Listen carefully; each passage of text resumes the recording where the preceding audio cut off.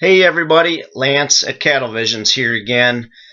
Today I want to tell you just a little bit about my home life, where I grew up, about my parents, about my kids. I'm wearing my Elkhorn Elks basketball sweatshirt. I'm the coach, one of two coaches on my son Tyler's 8th grade basketball team. We went 1-1 over the weekend. We had 13 kids on the team. We could have won if we would have wanted to do that, both games, but we thought it was better to put some of the lesser skilled players in too, so they could develop their skills. I talked in my first presentation about Vince Lombardi up there about winning isn't everything, it's the only thing. Well, you strive to be awesome competitors, don't you? But there are times when participation and working to get better are equally, if not more important. I know you guys all know that. I had a great family life growing up.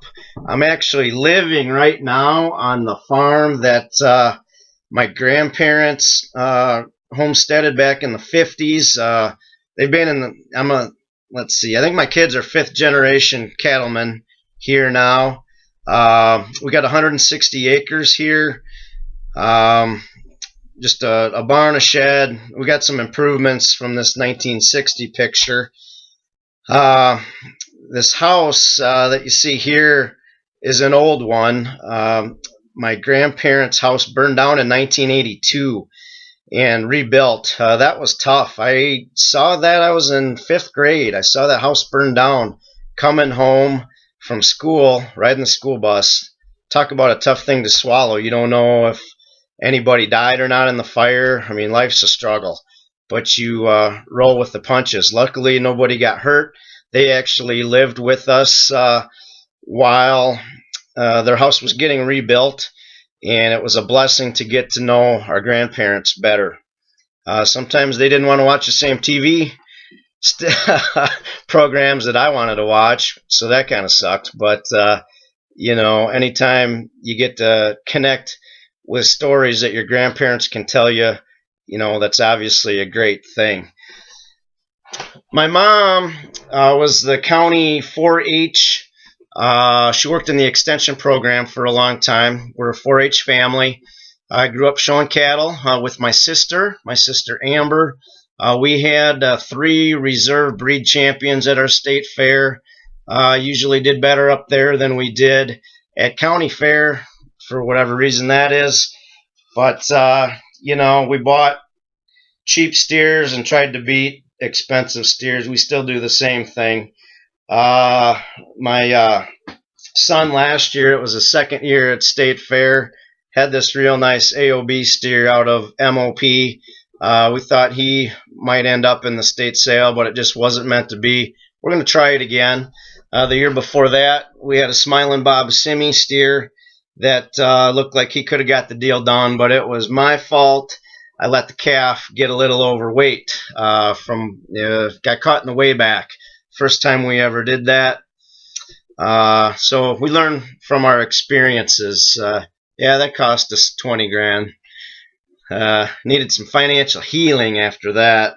But anyways, my dad grew up here. He went to college at Illinois. He was actually an AGR down at Illinois with legends like Gary Dameron, Bill Wilson.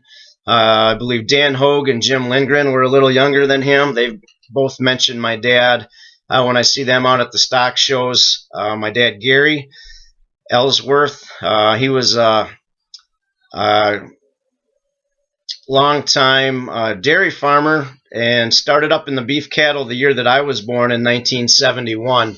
He was founded with some other guys the Black Limousine deal. He got in on it with like Ken Holloway, Bruce Brooks, other guys that did that back then. Showed cattle at Louisville, Oklahoma City. He had a really good bull this one year. I wish I had a picture of him now. I don't, but I remember that. Amber and I went to a couple of the junior nationals. We went down to Fort Worth and then to Minnesota. There weren't too many people in the Lemmy Association back then, so we were on our state leadership team with my good friend Matt Beals. That's just a little bit about my parents. We only had 160 acres, rented out some more stuff. Dad got hit hard in the farm economy of the 80s, but cattle kept us alive. It kept food on the table, and very proud of that. Through the Lemmy deal, I got to meet guys like Andy Rest, who was a breed field rep. Big old Ed Cody was down a lot. He helped my dad get stuff ready from time to time. Had a lot of good stories with Ed. Really liked him. My sister Amber, she got a chance to be the limousine ambassador. Got to live with John Edwards in Colorado when he was the leader at NALF. And she also worked at Beef Magazine for a while. So I just want to let you guys know, what my family's done around here. Got involved with Simmental cattle. Back the year before I got married, saw the best Simmy heifer that I had ever seen in my life. It's just my opinion, but her name was Anticipation. Tim Erickson, who was my livestock judging coach in college, brought that program back to Wisconsin-Madison. Thank God for that. Thanks, Tim. Ron Russell, you guys were awesome coaches. I keep telling those guys I owe my career to them, and they say, nah, but they really do. I wouldn't, I'd be selling feed or who knows what I would be doing if it wasn't for those guys. So happy to be doing what I'm doing, evaluating these cattle right now and offering my unbiased opinion to you guys so you can make better cattle at home. But anyways, Anticipation went on. I bought her as a calf, and then with Mike Friedley, Spooner bought him out. Dougie, after a while, unfortunately, he passed on to greater places. That great cattle pasture in the sky, unfortunately, he got hit and left us down here. That was a real sad time for us down here. We all admired Doug for what he was doing here. But, Anticipation went on to be champion cow-calf at Denver. Could never get enough embryo success rate. I got married right after I got her, which, marriage causes you to reevaluate where your money goes. So never really got to fully develop her. Now I'm in on the Sweetness cow, who she actually was the dam of 2 bulls in the final drive at the Denver lineup. That was pretty awesome feeling. We've been selling embryos out of her. I got a real nice gunslinger heifer here at home that I hope to campaign with the kids.